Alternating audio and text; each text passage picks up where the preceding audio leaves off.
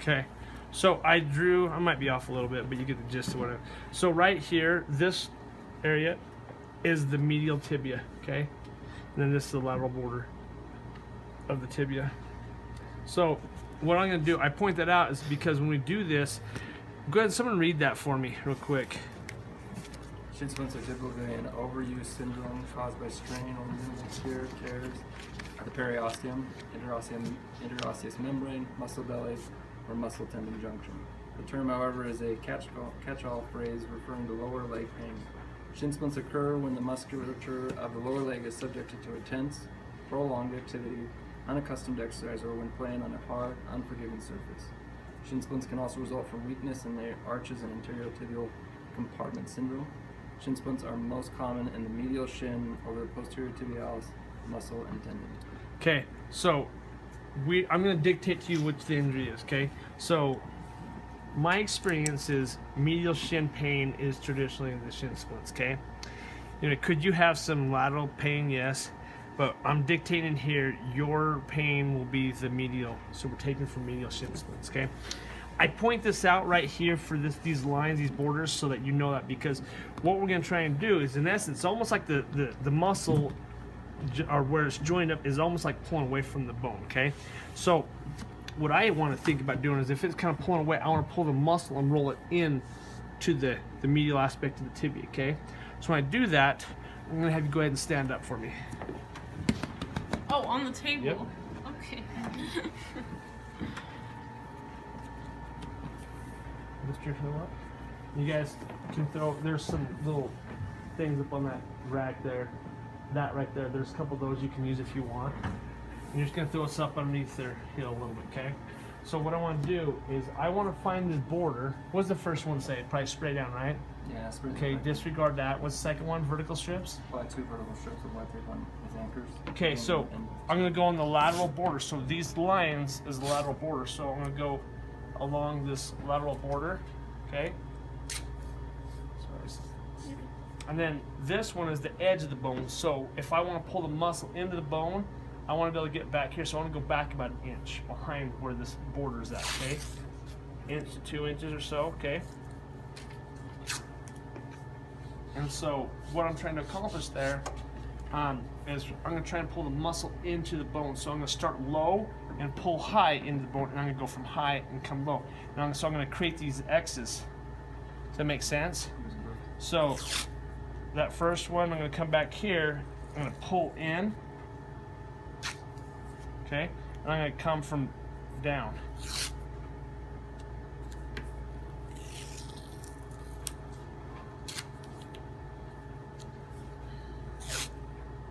And see this piece right here? And then see where this edge is in comparison? I'm going to overlap it by about half. That makes sense? So every time you do this, try and overlap it by half. So this piece now, I'm going to overlap that by about half. Okay? You see how I'm dimpling right here at the crease of that tibia? So hopefully I'm pulling that muscle in towards the bone.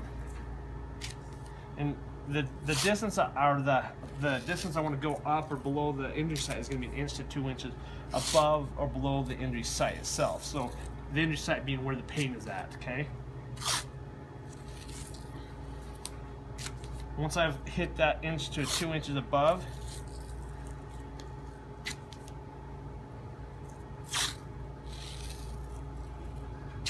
I'm going to go back through, and now I'm going to do vertical strips to mirror what I just did, okay?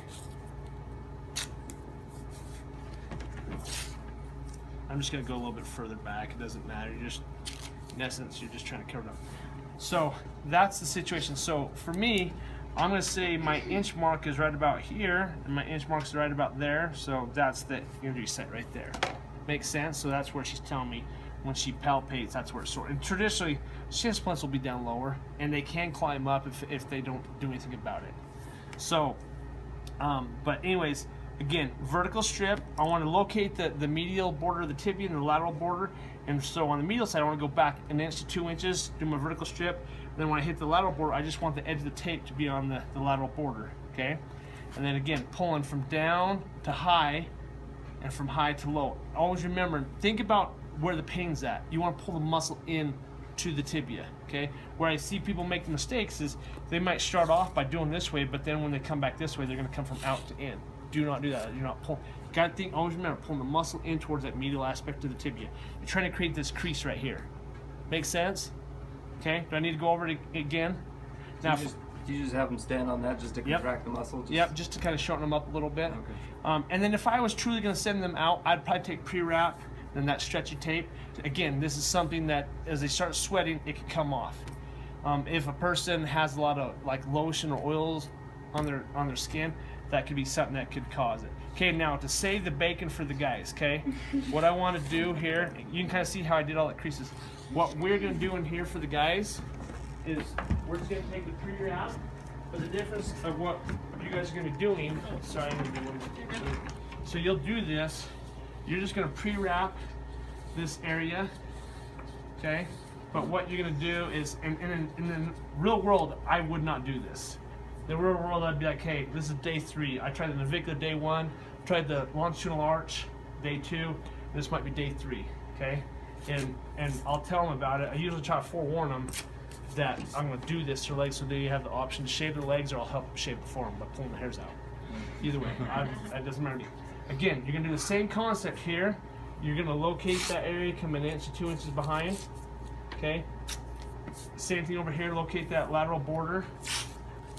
Okay, the only difference that I'm going to do now, and this is just for taping purposes, like if you were to do this for the finalist one, and you have a guy with hair, all you can do is you can set it up like this, but you're going to say, in all actuality, I would not tape like this, but just because of the hair, I'm saving as bacon.